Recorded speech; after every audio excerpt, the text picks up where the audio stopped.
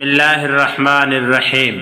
مہلکات اور ظلم سے حفاظت اور نجات کی دعا مختصر، آسان، بہت ہی زیادہ اہمیت کا حامل ہے۔ لا الہ الا اللہ العظیم الحلیم، لا الہ الا اللہ رب العرش العظیم، لا الہ الا اللہ رب السماوات ورب الارض ورب العرش الکریم۔ کوئی معبود نہیں مگر وہ اللہ جو بے حد بڑا اور بردبار ہے، اور نہیں ہے کوئی معبود وہ اللہ جو بلند و بالا عرش کا مالک ہے، اور نہیں ہے کوئی معبود مگر وہ اللہ جو تمام آسمان اور زمین کا پروردگار ہے اور بہترین قسم کے عرش کا مالک ہے۔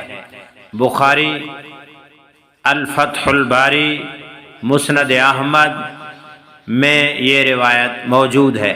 حضرت علی رضی اللہ تعالیٰ عنہ نے فرمایا، مجھے حضور اکرم صلی اللہ علیہ وسلم نے چند ایسے الفاظ سکھائے ہیں جن کو ظالم اور جابر بادشاہ یا ہر کسی ایسی چیز کے پاس جو مجھے خطرے میں ڈال دے پڑھتے رہنے کی تاکید فرمائی۔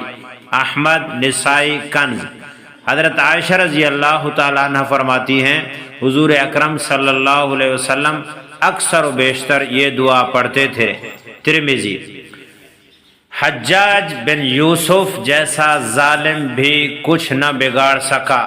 حیات الصحابہ میں یہ واقعہ موجود ہے۔ حضرت ابو رافع سے منقول ہے، حضرت عبداللہ بن جعفر رضی اللہ تعالیٰ عنہ نے اپنی بیٹی کی شادی حجاج بن یوسف جس کا ظلم مشہور ہے ان سے کر دی۔ رخصتی کے وقت اپنی بچی سے کہا، جب حجاج تیرے پاس آئے تو اس وقت یہ دعا پڑھ لیا کرنا، اور وہ دعا سکھانے کے بعد حضرت عبداللہ نے دعویٰ یقین کامل کے ساتھ کہا کہ حضور اکرم صلی اللہ علیہ وسلم جب کسی قسم کی سخت مصیبت اور رنج اور غم سے دوچار ہوتے تو ایسے وقت میں آپ صلی اللہ علیہ وسلم یہ دعا پڑھا کرتے تھے۔ راوی کہتے ہیں، اس دعا کی برکت سے حجاج ظالم کبھی اس عورت کو کسی قسم کی کوئی تکلیف نہیں پہنچا سکا۔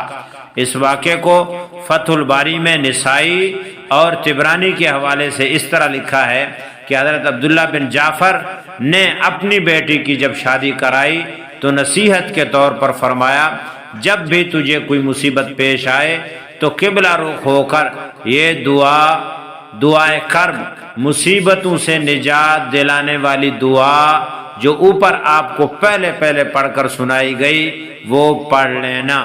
فتح الباری جلد 11 صفحہ 176۔ اور دوسرا قصہ حسن بن علی جو اس حدیث کے راوی ہیں، وہ یہ فرماتے ہیں کہ حجاج نے مجھے اپنے ظلم کا نشانہ بنانے کے لیے طلب کیا۔ میں اس وقت یہ مذکورہ کلمات پڑھتے ہوئے پہنچا، مجھے دیکھتے ہی وہ کہنے لگا، میں نے تو اس لیے بلایا تھا تاکہ تمہیں قتل کروں، مگر اس وقت تم میری نظروں میں انتہائی محبوب بن چکے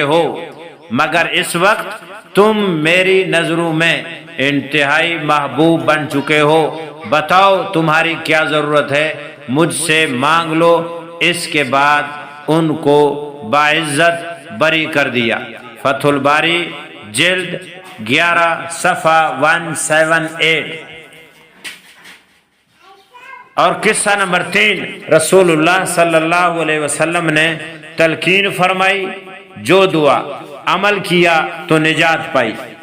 ابو بکر بن علی نامی ایک محدث مقام اصبہان میں تھے، ان کے خلاف کسی نے بادشاہ کے کان بھر دیے۔